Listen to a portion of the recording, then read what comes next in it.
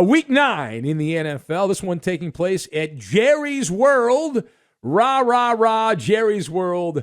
That monstrosity with the giant scoreboard. And how about them Cowboys? So Teddy Bridgewater, who has been a middling quarterback of late for the Broncos, he threw a touchdown, had a quarterback sneak for another, and the Denver Broncos wake up the echoes, putting the clamps, the Orange Crush defense, containing the number one offense for most of the game, number one offense in the NFL this year, 30-16, the final in a game that wasn't even that close. So that 6-game winning streak for the Cowboys up in smoke. See you later. Get out of here. Dallas barely avoiding what would have been their worst shutout loss at home since 1985 when Ronald Reagan was in the White House. So Dak Prescott was, the word here is, ineffective in his first game back from injury. Remember, the Cowboys gave him the week off against Minnesota. They had their backup, Cooper Rush, and they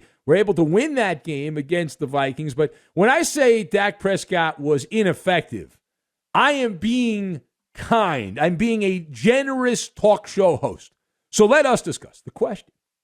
Was this merely a bad game, a one-off for the Cowboys, Dak Prescott, or is there room for concern?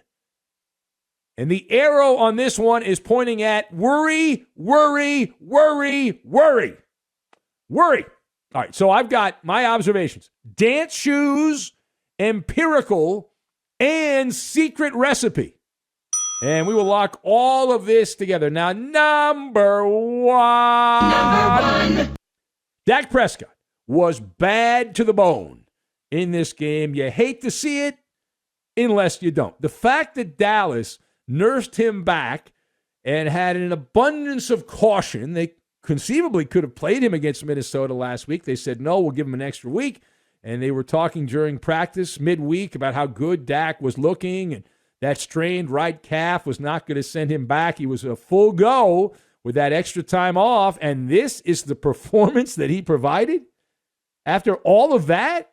Disturbing. The word is disturbing. Dak Prescott had his dance shoes on. He didn't have cleats on. He had dance shoes, and it turned out to be dancing at the disco. It was Panic at the Disco. Denver led this game 30-0. 32 bupkis before the Cowboys got a couple of garbage time touchdowns and 2-point conversions. Over the first 3 quarters of this game, Dak Prescott was 6 of 19 passing.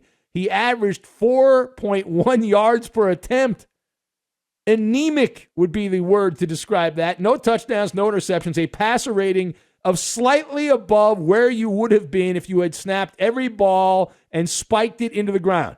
Dallas had, over the first 75% of the game, 5 first downs and 122 yards of offense against a Bronco defense, which is supposed to be good but has not lived up to that billing since they started playing legitimate NFL competition. Now, second, the company line out of Cowboy country is that Dak Prescott, he wasn't fully healthy.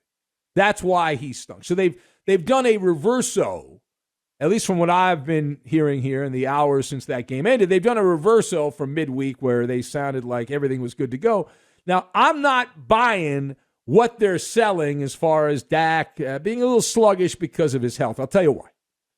Because my eyeballs tell me differently, all right? And they should tell you the same thing. When the game was a trash man special in garbage time, the Cowboys started clicking on all cylinders. They fattened up the stat sheet when Denver laid down their arms and said, okay, we've already scored enough to win the game. Let's just kind of take it easy, get out of here. Dallas put up 168 yards, 9 first downs in the fourth quarter.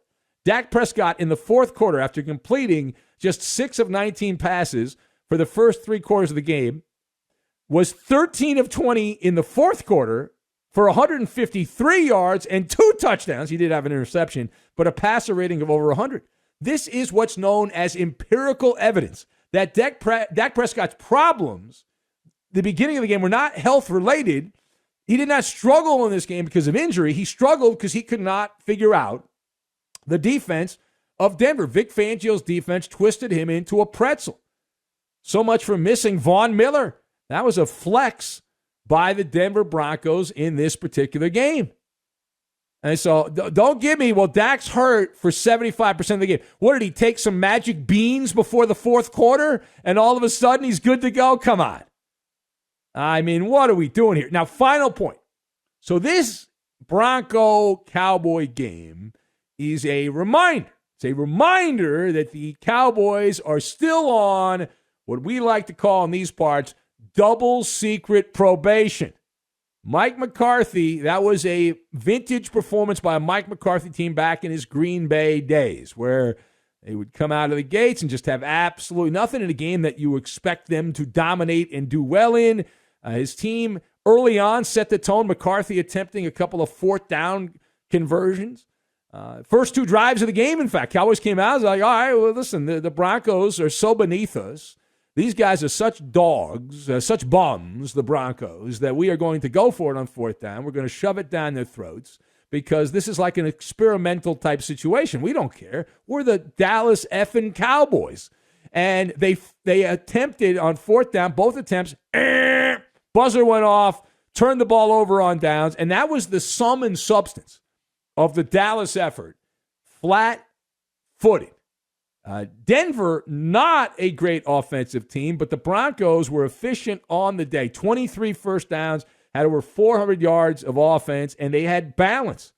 They were able to run the ball. Of course, they got a big lead, so they went to the running attack. But 190 yards rushing, 217 yards passing. Teddy Bridgewater was efficient. That's about as good as you're going to get out of Teddy Bridgewater overall in that game. But the better story, again, in the losing locker room, and this is the kind of a performance that will give Jerry Jones an ulcer, right? I'm going to tell you why. The Cowboys' secret recipe has been creating turnovers, which is not a sustainable formula.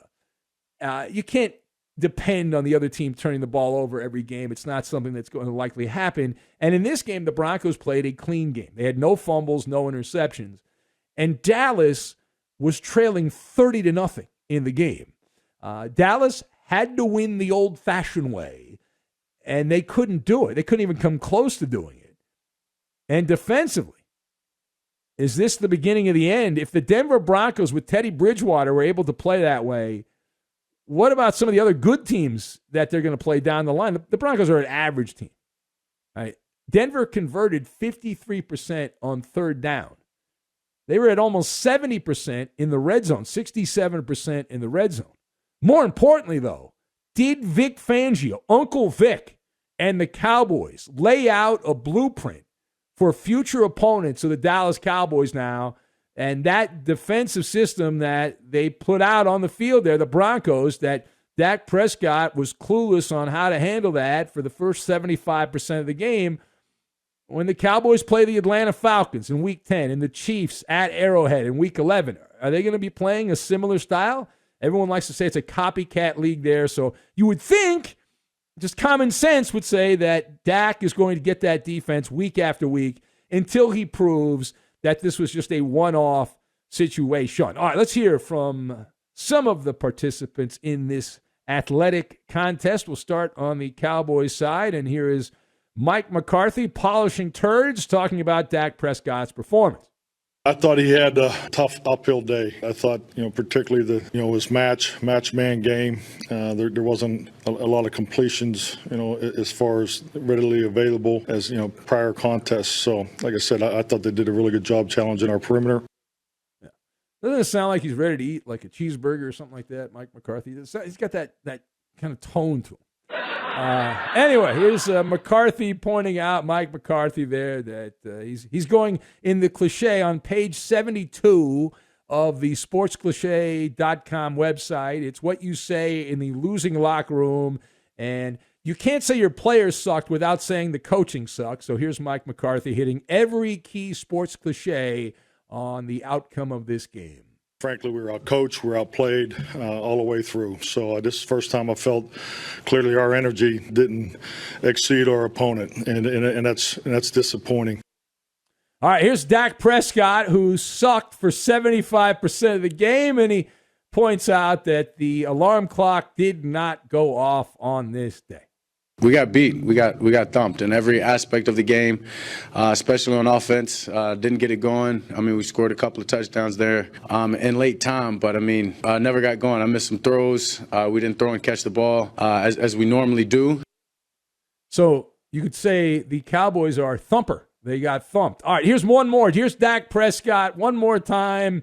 Now, the Cowboy media, this is what I love with these guys. Is the Cowboy media is already planting the excuses. They're like, well, Dak was away, and he didn't have the full allotment of practice, and that's why he sucked. And anyway, here's Dak, who's attempting, at least kind of, to downplay that chatter. I mean, obviously, I wasn't as clean as I normally am, or as I have been. Tough to say and blame that. I mean, I spent a lot of time off and came back in the first game different, so I'm not going to sit there and blame 2 weeks when I had a great week of practice. Great week of practice, but make sure you keep writing those stories, Dallas media lapdogs. Keep writing those stories. And again, just to repeat, Dak Prescott, the first 3 quarters of this game, against the Broncos, 6 of 19, 79 yards passing, 4.1 yards per attempt, and a passer rating of 45.7. It was not until he became the stat bandit. We've seen Dak do this in the past. There's very few stat bandits as good as Dak Prescott, the bandito of stats. And he certainly did that again here, fattening up the stat sheet in the fourth quarter with a couple of garbage time touchdowns.